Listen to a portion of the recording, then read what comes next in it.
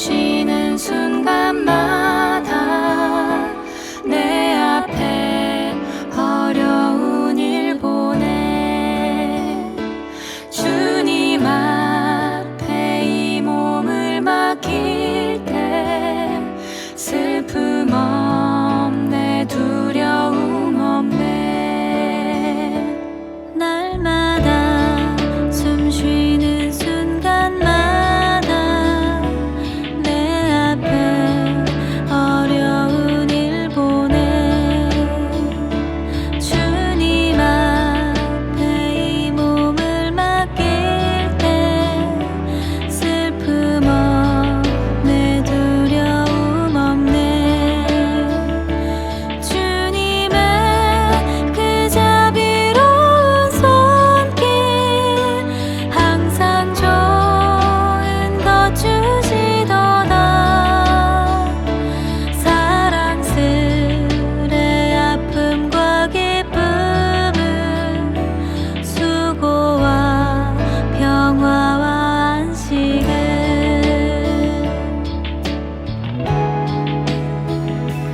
날마다 주님 내 곁에 계셔 자비로 날 감싸주시네 주님 앞에 이 몸을 맡길 때 힘주시네 위로함 주네 어린 나를 품에 안으시사 항상 평안함 주시도다 내가 살아 숨을 쉬는 동안 살피신다 약속하셨네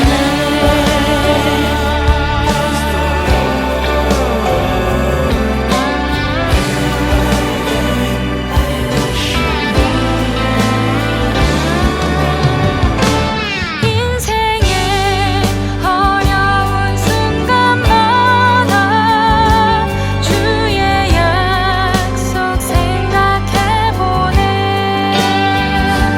내 맘속에 믿음 잃지 않고 말씀 속에 위로를 얻네 주님의 도우심 바라보며 모든 어려움이 이도다 흘러가는 순간순간마다 주님 약속 새겨봅니다 흘러가는 순간순간마다 주님 약속 새겨봅니다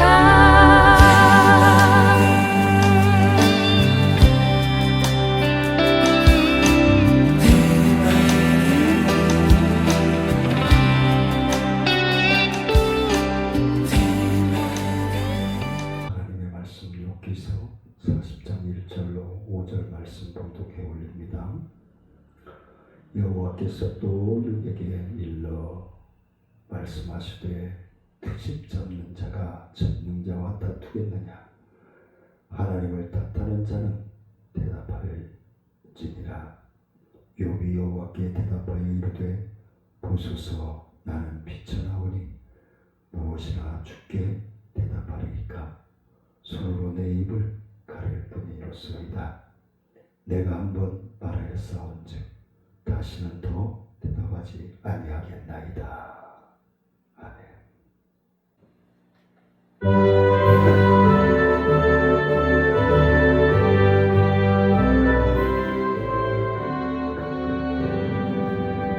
주의 음성을 내가 들으니 사랑한단 말일세 믿는 마음으로 주께 가오니 나를 영접하소서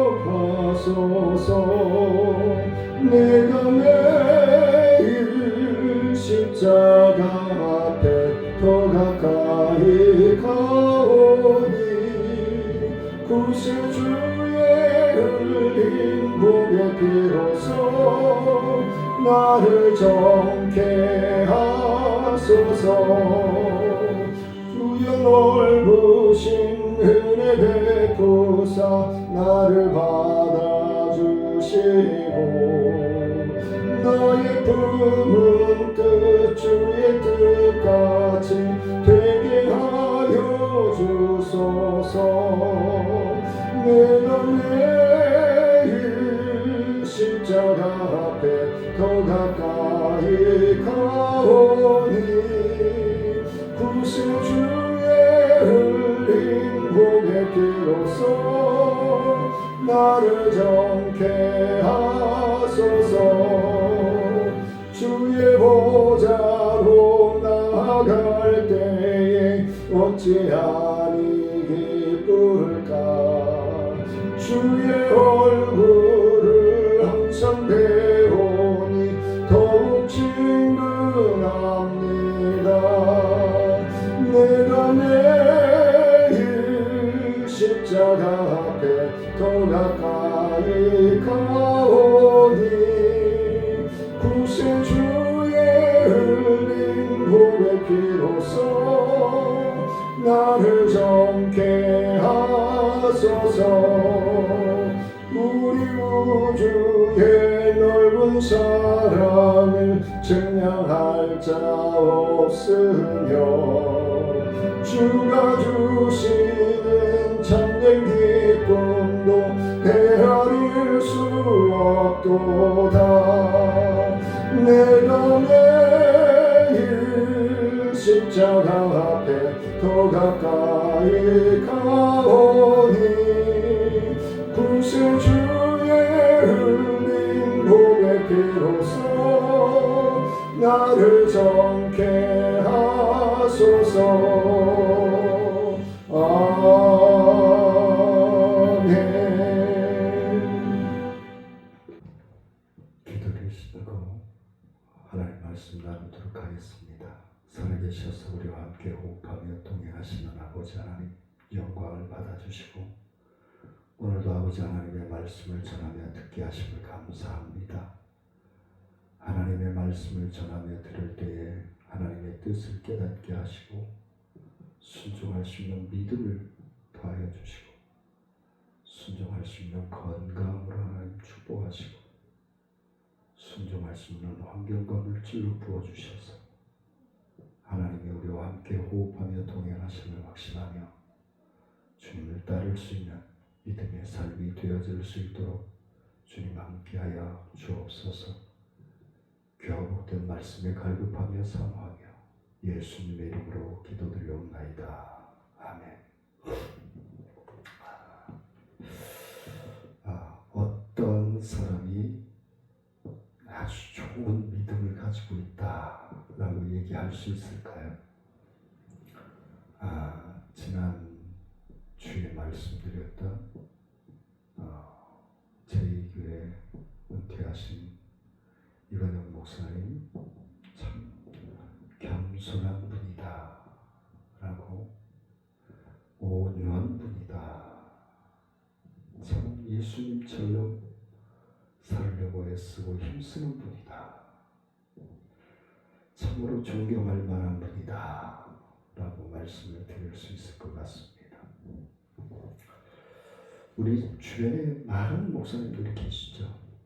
근데 손에 꼽아 참 저 목사님은 본받고 싶다 라고 하는 분이 극히 드물다는 거예요. 하나님께서는 욥이 자신의 무지와 교만을 고백하고 인정하기 위한 모습을 보기를 원하신다라는 겁니다. 우리 인간은 하나님의 섭리에 대하여 그 이유를 다 알 수 없다 할지라도 그것을 자신의 유한한 지혜의 근거에 그에 근거하여 함부로 판단할 수 없는 것이 우리 인간이어야 한다. 오직 하나님의 섭리의 하심에 겸손하게 순복하는 신실한 하나님의 자녀들이 되어질 때 하나님께서 우리를 축복해 주실 것이다 라고 하는 확신이 가지게 됩니다. 그래서 오늘 본문 말씀을 들어서 믿음이 겸손한 자, 믿음이 겸손한 자. 첫 번째는 성도는 내가 먼저 고치려고 해야 돼요. 내가 왜 고쳐? 지가 고쳐야지.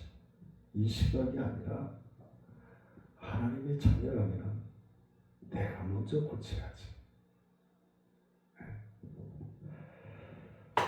본문 2절 말씀입니다. 트집 잡는 자가 전능자와 다투겠느냐? 하나님을 탓하는 자는 대답할지니라. 하나님을 탓하는 사람, 다른 사람에게 전가시키는 사람, 나에게 돌리지 않고 다른 사람에게 전가시키는 사람, 이건 옳지 않다는 것입니다. 우리가 전능자이신 하나님을 고치려고 건방을 떤다면 일찌감치 그러한 생각을 버려야 될 것입니다. 우리에게는 자기도 모르는 사이에 하나님을 고치려고 손바닥에 올려놓고 주물주물 하려고 하는 못된 죄성이 들어있습니다. 우리 속에 일어나는 모든 원망과 불평의 마음을 우리는 하나님의 말씀과 성령의 거울 앞에 비춰봐야 할 줄 압니다. 거기에는 무언가 하나님께서 잘못하고 계시다라는 의식이 자리 잡고 있지 않나 되돌아봐야 될 줄 압니다. 하나님께서 잘못하셔도 크게 잘못하신다라는 판단이 들 때 우리에게 원망과 불평이 남발되어야 될 것입니다. 반발의 강도는 더 강하여지게 커질 겁니다. 욥도 무언가 하나님께서 잘못하고 계시다고 생각했기 때문에 말씀을 통해 하나님께서 우리에게 말씀하시는 바가 무엇일까? 무엇일까? 인간이 하나님을 고칠 수 있겠느냐는 것입니다. 착각, 망각이죠. 우리가 하나님을 어떻게 고칠 수 있겠습니까?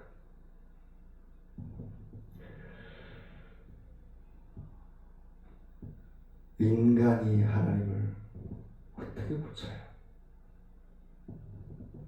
자격으로 봐서나 능력으로 봐서 실제 내용으로 봐서도 어느 한 측면이라도 과연 우리가 그럴 수 있겠느냐는 겁니다. 오늘 제가 이렇게 조용하게 조금 말씀을 전하느냐, 하나님께서 모든 것을 결론 지으실 분이에요. 우리가 결론을 내는 게 아니에요. 결론을 지으실 분은 하나님 뿐입니다.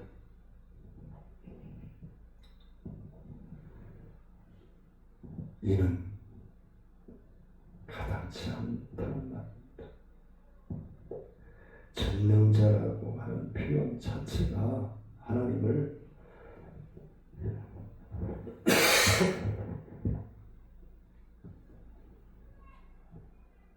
온전하신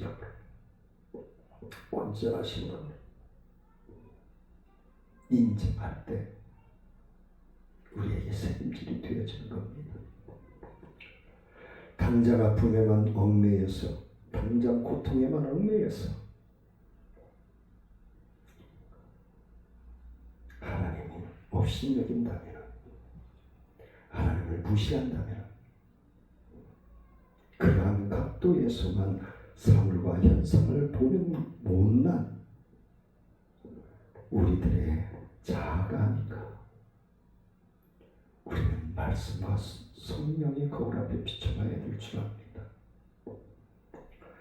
우리는 깨닫고 인정해야 됩니다. 깨닫고 인정해야 돼요.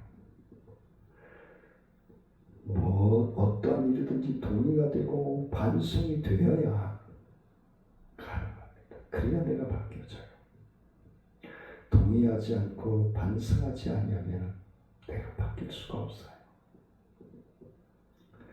욥과 같은 실수를 막아야 합니다. 저와 사랑하는 성도님들, 하나님의 거룩한 뜻에 어긋나는 어리석음을 범하지 않아야 됩니다. 하나님께 합당한 영광을 돌려드릴 수 있는 저와 사랑하는 성도님들의 믿음의 삶이 되시기를 원합니다. 두 번째는, 우리는 자신의 부족함을 발견해야 됩니다.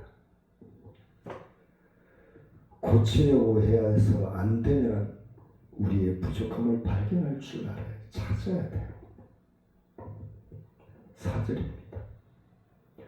보소서, 나는 비천하오니 무엇이라 주께 대답하리이까. 손으로 내 입을 가릴 뿐이로소이다.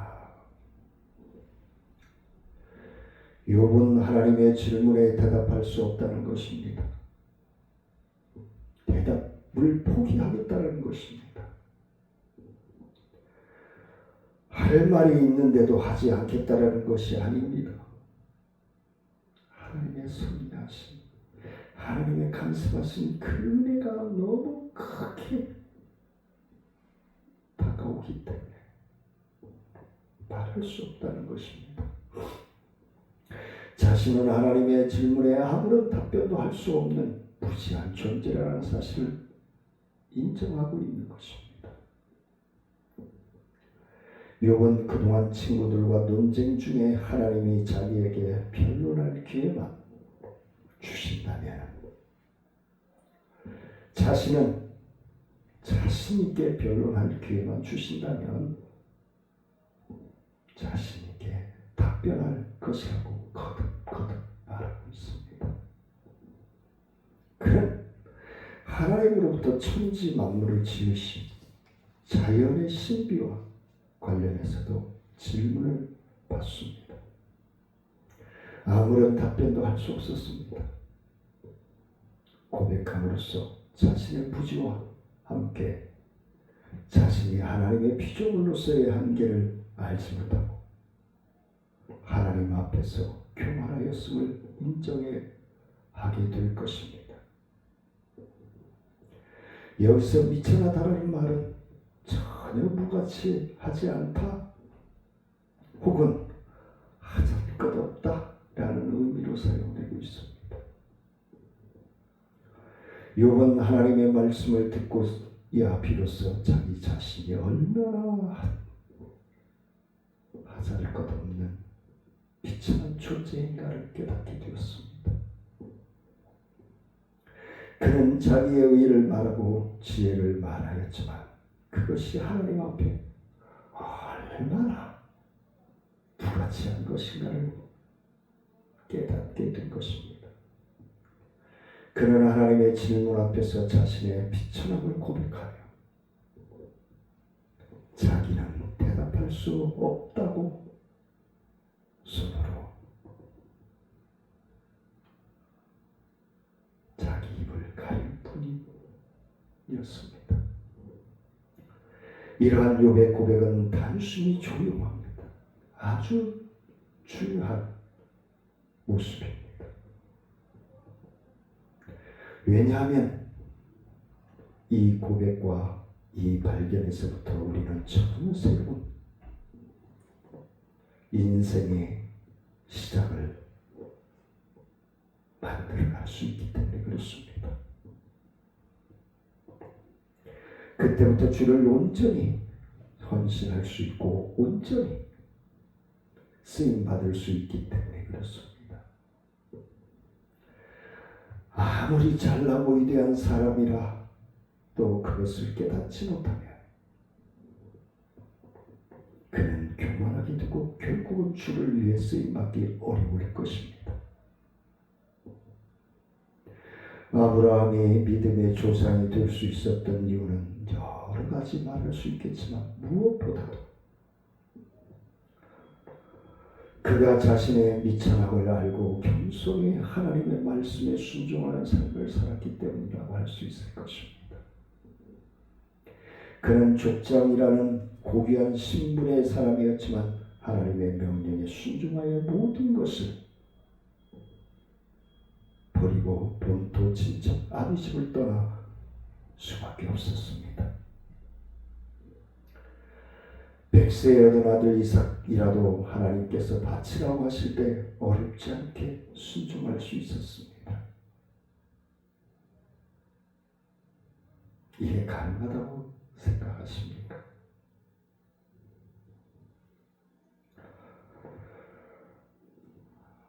세 번째는 다변보다 믿음의 침묵이 지혜로우다.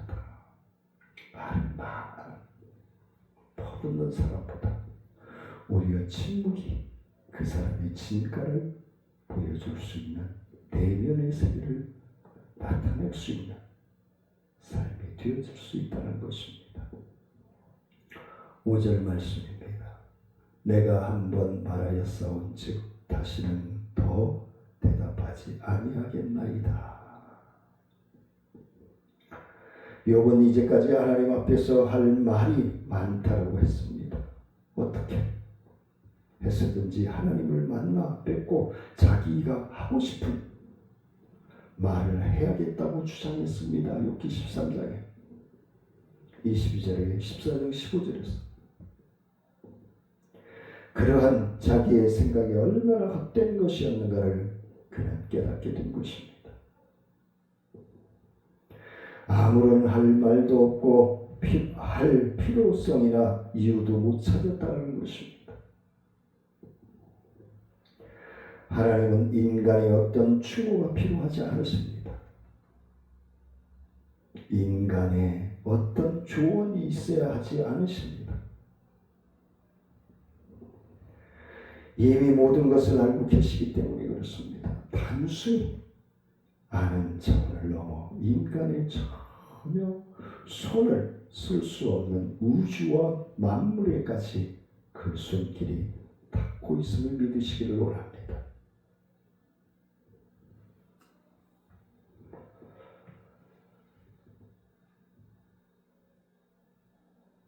우리 하나님께서 모든 것을 다 아시고 우리보다 훨씬 지혜롭게 현명하게 정확하게 아름답게 역사하시는 사실을 믿으시고 말을 적게 하고 꼭 필요한 말만 해서 감동을 주는 그러한 삶이 되시길 원합니다.